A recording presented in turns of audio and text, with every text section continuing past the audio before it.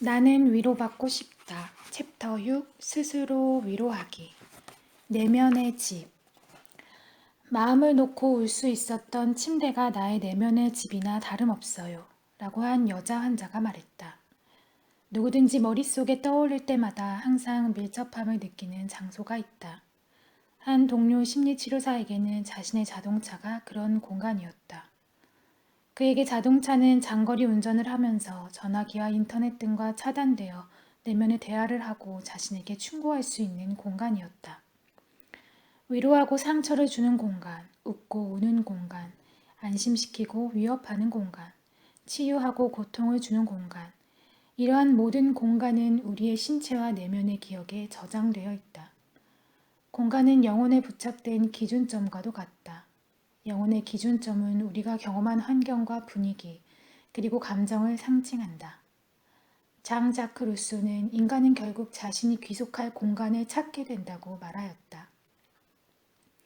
이 말을 했던 루소 자신을 위로해 주는 것은 자연이었다. 자연 역시 자신의 감정에 따라 사랑스럽고 믿음직스러우며 안도시키거나 영감을 불어넣어주는 공간으로 다가올 수 있다. 자신에게 의미 있고 전적으로 자신에게 속하는 공간이면 된다. 나는 이러한 공간을 내면의 집이라고 부른다. 내면의 집은 그림, 인상, 행동의 내적 세계로서 피난처이자 동시에 위로가 된다.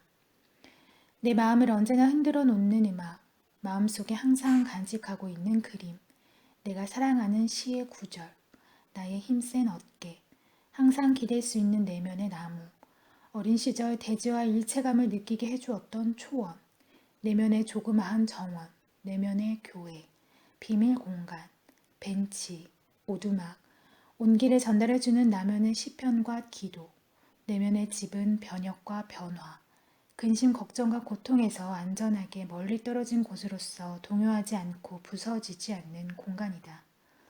나는 내면의 집에서 근심과 걱정을 마치 산 정장에서 내려오듯이 멀리 떨어져서 볼 수 있어요. 거기서는 모든 것과 거리를 두고 명확하게 볼 수 있습니다. 스위스의 산골 마을에서 성장한 한 여자 농부는 어린 시절에 집안일로 자신을 돌볼 여유조차 없을 때면 항상 산으로 갔다고 말했다. 그녀에게는 자신의 희망과 소원을 간직하고 자신의 근심 걱정을 멀리 보낼 수 있는 공간을 갖는 것이 간절히 필요했다. 그러면 내게 무거운 짐을 지우는 모든 것이 멀리 거리를 두고 보였어요. 98세의 한 노파는 강이야말로 자신을 위로하며 자신의 짐을 모두 짊어져주는 공간이라고 말했다. 강은 내게 남아있는 것은 단 하나도 없다고 말해줘요. 최악의 상황 역시 언젠가는 끝나게 되어 있어요. 얼마 지나지 않아 나도 강에 몸을 싣고 대양으로 떠내려 가겠죠. 내가 여기서 고통스러울 정도로 그리워했던 모든 것을 대양에서는 만나게 될 겁니다. 나는 나 자신을 강에 맡길 수 있어요. 나는 강을 믿습니다.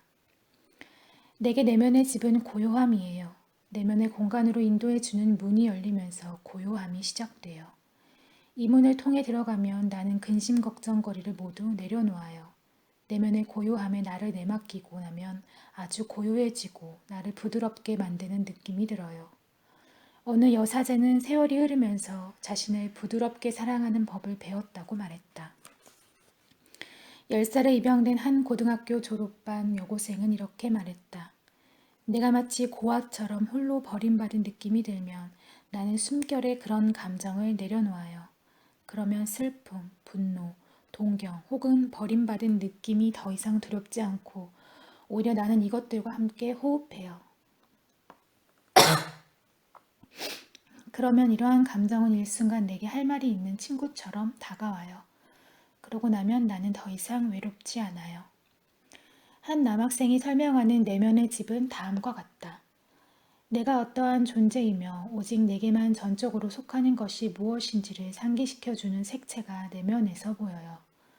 그 내면의 색채에서 평소에는 누구에게도 보여주지 않던 나의 감정이 떠올라요. 대부분의 경우 그림을 그리면서 내 자신을 되찾게 돼요. 위 사례들의 공통점은 무엇일까? 흔히 초월이라고 부르는 현상이 벌어진다는 것이다. 자신이 받은 인상이 표현되고 억눌린 감정을 표출하면서 자신의 문제는 상대적으로 보인다. 이제 우리는 상상력의 날개를 달게 된다. 자신을 억누르는 것을 내려놓고 내면의 그림 세계로 침잠하여 자신에게 귀중하고 자신을 받쳐주고 위로하는 것의 일부가 된다. 이는 내게 보호감과 위로를 약속하는 상징과 사랑의 기억이 깃든 자신만의 공간을 만들 수 있다는 의미이다. 자신이 언제든 도망칠 수 있는 내면의 집이 있다는 사실 하나만으로도 우리는 부담을 덜고 기댈 곳을 갖게 된다. 이 공간에서 우리는 우월하거나 강인할 필요가 없다. 이곳에서는 있는 그대로의 모습으로 있어도 좋다. 옆집에 사는 소녀는 자신을 위해 나무 오두막집을 만들었다. 그 소녀는 아버지와 싸우거나 아버지로부터 이해받지 못한다고 느낄 때면 나무에 올라가 자신이 좋아하는 돌과 깃털, 조개에 둘러싸인 오두막에 걸터 앉아서 다리를 흔들었다. 그런 때에 어떤 기분이 드는지 소년에게 물어보았다. 언제든지 멀리 날아갈 수 있는 새가 된 기분이에요. 날아갈 수 있다는 느낌만으로도 소년에게는 충분히 위로가 되었다. 삶과의 약속. 살다 보면 전적으로 자신과 대면하는 순간이 있다. 이런 순간에는 시간도 멈추어 선 듯하다.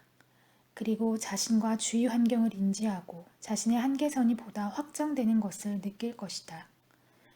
베트남의 틴 낙한 스님은 이 순간을 삶과의 약속이라고 불렀다. 자신이 아무리 성숙한 성인이라고 자부하는 어른들도 스트레스를 받으면 과자 등을 먹으며 아침부터 TV 앞에 붙어 지낸다. 이 단계에서 우리는 자신이나 주위에서 벌어지고 있는 일에 전혀 신경 쓰지 않는다. 우리는 꿈을 꾸듯 얼빠진 채로 있다. 내가 요가나 자아 트레이닝 및 명상 등으로 자신의 중심을 찾고 이탈했던 궤도로 돌아가는 부류가 아니라면 과연 어떤 대안이 있을까? 끝없는 자기 연민의 늪에 빠지고 우는 소리를 하며 끙끙거리면서 달콤한 것을 먹으며 자신을 달래고 양심의 가책에 시달리고 싶어하는 사람은 없다. 하지만 문제는 사람들은 상상 이상으로 빨리 자기의 중심을 잃어버린다는 것이다. 얼마 전에 부인과 이혼한 한 교사는 알고이 지방의 자신이 가장 좋아하는 곳으로 향했다. 여기서 그는 바깥 세상을 등지고 밤마다 주량 이상의 술을 마셔댔다. 어느 날 여관 여주인이 와서 그의 팔을 잡아당겼다. 이봐요, 정신 좀 차려요. 여기는 알고이의 이즌이에요. 여관 주인의 말에 그는 정신이 번쩍 들었다. 그 순간 드디어 내 영혼이 돌아온 것 같았어요. 고통으로 힘들어하는 사람은 더한 고통을 피하고자 피난처를 찾는다. 하지만 마음의 분산이 아닌 마음의 집중이 고통 해소에 도움이 된다는 것을 직시해야 한다. 이는 바로 지금 여기 일상생활에 충실히 사는 것을 의미한다. 틱릿한의 표현을 빌리면 우리는 일상의 기적에 마음을 열게 되고 우리에게 다가올 어려움을 이겨낼 수 있다. 우리는 매일 마음의 집중을 연습할 수 있다. 눈에 보이는 것부터 시작하면 된다. 서랍, 옷장, 내팽개쳐 두었던 서류철과 방을 치워보라. 즉각 효과가 나타날 것이다. 그러고 나면 마음이 편해지고 정신을 차릴 수 있게 된다. 허브와 꽃, 나무를 심고 가구를 정리하는 등 일상의 간단한 일들을 하면서 마음을 집중할 수 있기 때문이다. 이런 작업을 하면서 우리의 영혼은 고요해지고 사물에 대한 생각하며 위로가 될 만한 것에 정신을 쏟을 여유를 갖게 된다. 세네카 역시 우리는 고통과 근심 걱정을 차단하고 지금 현재에 의연해져야 한다고 말했다. 마르시아를 위한 위로의 글에서 세네카는 배를 폭풍우에 내맡기지 말라, 즉 분노하고 넘치는 감정에 자신을 내맡기는 대신 조정키를 단단히 두 손에 쥐라고 말하였다. 세네카는 열린 자연에서 산책하며 자신의 영혼이 신선한 공기를 마시고 힘을 얻고 바로 설 수 있도록 하면서 힘든 시기에도 삶을 극복하라고 충고하였다. 대단한 충고가 아니라고 여길지 모르지만 세네카의 충고대로 이를 정기적으로 행한다면 돈으로는 환산할 수 없는 어마어마한 가치를 얻게 될 것이다. 산책, 지구력 스포츠, 그리고 의미 있는 행동은 관심을 다른 곳으로 돌리기 위한 행위가 아니다.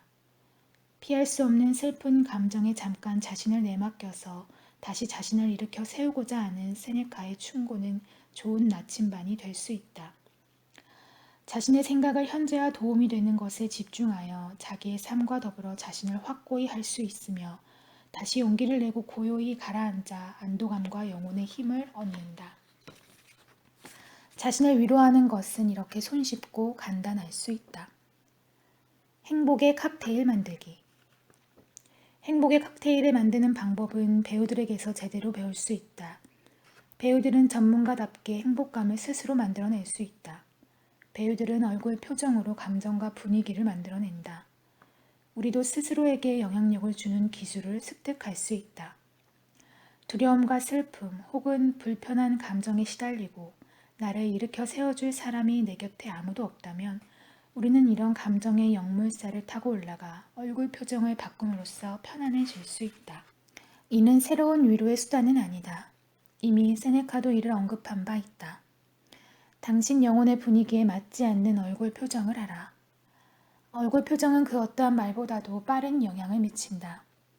신체와 두뇌의 모든 프로세스는 상당히 연계되어 있어서 행운의 메커니즘 역시 신체에 영향을 미칠 수 있다. 즉, 우리는 웃음을 통해 긴장을 이완시키고 안도해도 된다는 신호를 보낸다. 조금 전까지만 해도 입을 꽉 다물고 표정에 긴장이 서려 있고 근육이 긴장되어 냉담했다가도 웃음으로 갑자기 모든 것이 확대된다. 사람이 웃으면서 움직이게 되는 근육 17개가 두뇌에 행복의 칵테일을 부으라는 신호를 보낸다. 일부러 웃음을 지어도 상관없다고 두뇌 연구자들은 말한다. 웃음을 통해 조그마한 위로가 되는 마약성의 감정이 생겨나기 때문이다. 입과 눈으로 웃는 연습만 해도 이완할 수 있다. 웃을 일이 전혀 없더라도 딜레마에서 빠져나오는 최상의 방책은 웃음이다. 강인함과 신뢰의 표현인 웃음으로 스스로를 전염시키고 위로할 수 있다는 것을 아는 사람은 많지 않다. 웃음은 인간관계를 가장 빨리 이어줄 수 있는 연결 매체이다. 인도의 웃음학교에는 웃음을 배우고자 하는 사람들로 문전성시를 이룬다고 한다. 심리치료사들은 긍정적인 얼굴 표정을 지어 자신에게 부담되는 감정을 물리친다 보다 친근한 얼굴 표정을 하면 기분이 나아지고 낙관적으로 느끼게 된다는 것을 두뇌 연구자들은 증명해 보이고 있다. 웃는 사람은 바로 보상을 받게 된다. 감정 중심적인 왼쪽 두뇌가 산소를 함유한 피를 수혈받으면서 행복 호르몬을 분비시킨다. 그러면 저절로 기분이 좋아진다. 하지만 수많은 웃음 중에서도 두 뺨을 모두 움직이며 웃을 때만 기분이 좋아지는 효과를 낼 수 있다. 긍정적이며 안도의 효과를 주는 것에는 웃음과 더불어 호기심과 차분함의 두 가지 감정이 더 있다. 말로 표현하기 전에 이미 호기심과 차분함은 우리의 기분을 전환시켜준다. 호기심이 생기면 딱딱하게 굳은 얼굴 대신 자신에 대한 신뢰로 무장할 수 있다. 호기심이 생기면 눈썹을 치켜 올리며 눈을 크게 뜨고 몸을 일으켜 세워 움직이면서 지금 내 속에 일어나고 있는 변화가 흥미롭군. 나의 내면이 어떻게 변하는지 한번 자세히 들여다봐야지. 라는 생각이 들게 된다. 혹은 두렵고 버림받은 느낌이 든다면 두렵고 버림받은 느낌이 얼마나 흥미로운가 라고 의식적으로 생각해보자. 즉, 감정을 판단하거나 나쁘다고 평하지 말고 있는 그대로 인지하고 흘러가는 대로 자신을 맡겨라. 호기심은 강요나 제자리를 맴도는 생각과는 거리가 멀다. 호기심이 있는 사람은 자신의 느낌에 얽매이는 대신 스스로와 거리를 두게 되며 먼 발치에서 자신을 관찰할 수 있게 된다. 일정 거리를 두면서 자신의 감정을 조정할 능력을 갖게 되고 새로운 감정에 대해 열린 마음을 갖게 된다. 감정에는 전염성이 있다. 누군가가 어둡고 긴장된 표정으로 방에 들어오면 방 안에 있던 사람들은 일순간 얼어붙게 된다. 반면 누군가가 여유로운 표정으로 방에 들어오면 사람들은 저절로 함께 편안해짐을 느낀다. 우리는 표정을 통해 편안한 분위기를 발산할 수 있다. 편안하다는 표정은 연습을 통해 습득할 수 있다. 눈과 턱의 긴장을 풀고 머릿속으로 그냥 놓아라 라고 한마디만 해보자. 이 말 한마디면 우리는 안도하고 편안해진다. 친근함, 호기심, 편안함. 이 세 가지 얼굴 표정으로 우리는 활기차지고 안도할 수 있다. 하지만 모든 기술이 그러하듯 이 표정이 자연스럽게 나올 때까지는 연습이 필요하다. 자신을 제어할 수 있고 위로할 수 있다는 것은 그만큼 만족스러운 느낌이 아니겠는가.